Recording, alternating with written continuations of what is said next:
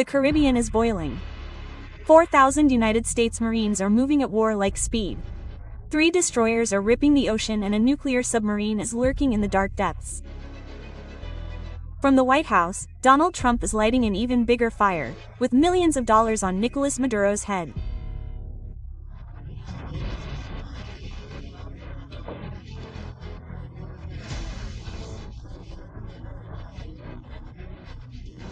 But instead of submitting, Caracas is retaliating with a spectacle that has sent shivers down the world's spine. Civilian ambassadors are mobilized, Iranian-made drones are circling the skies, and Russian hypersonic missiles are being displayed right in America's backyard. Venezuela wants to say, "We are ready to die but will not surrender." And this is where the world is torn. Washington claims this is a counter-drug operation. But in reality, all signs point to something much bigger. Is this the beginning of a new Cold War in the Americas or the trigger for an all-out war that could shake the world? Stay tuned, because the answer could be more dangerous than you ever imagined.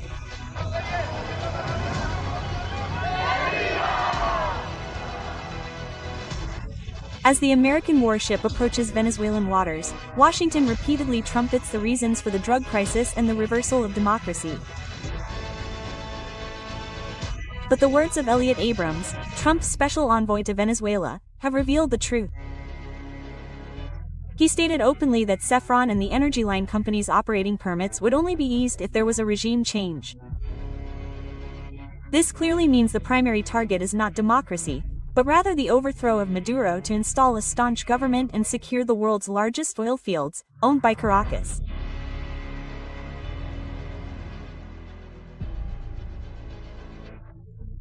The long history of American intervention in Latin America shows a repeating pattern, from the 1954 Guatemalan coup, to the 1973 overthrow of LNA in Chile, to the 1989 invasion of Panama. All wrapped up in the beautiful jargon of democracy, yet the essence remains the same: controlling resources and maintaining geopolitical supremacy. Now Venezuela is again labeled a regional threat not because of narcotics, but because it dares to challenge Washington's dominance by partnering with Russia, China, and Iran and refusing to hand over its oil. Thus, the deployment of United States warships to the Caribbean is only the latest episode of a long-standing intervention. This war was never really about drugs, but rather about oil, about the map of power, and about Washington's obsession with maintaining control in its own backyard. The year 2025 marks a surprising fact. Despite being strangled by an embargo and sanctions, Venezuela still ranks 50th in the world's military rankings according to Global FireUp. For Washington, this situation is a dangerous alarm. Caracas is not just an isolated country, but a stronghold that maintains a sharp grip on Latin America. Its total military strength reaches 337,000 personnel, consisting of 109,000 active troops, 8,000 reservists, and 220,000 paramilitary personnel. But the biggest trump card lies outside the official airspace. Maduro claims 4.5 million civilian militias are ready to be activated at any time. They are specially trained for asymmetric warfare, transforming into a sea of armed men capable of turning every street, every hill, and every city into a graveyard for foreign troops.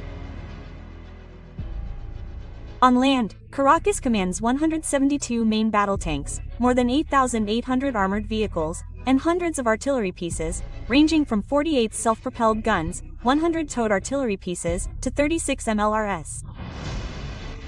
This force may be less sophisticated than America's, but in close combat and urban warfare, its destructive power cannot be underestimated.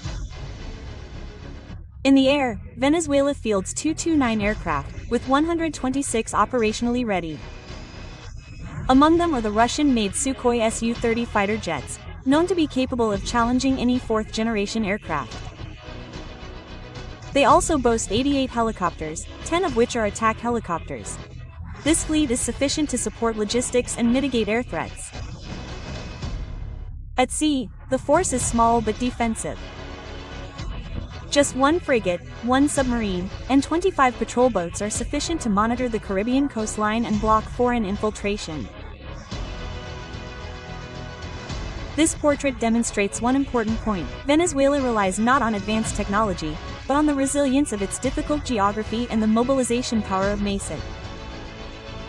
With a combination of regular military, paramilitary, and millions of civilian soldiers, Caracas is preparing a grueling war scenario. A war that could make anyone, even America, regret their actions. As soon as they first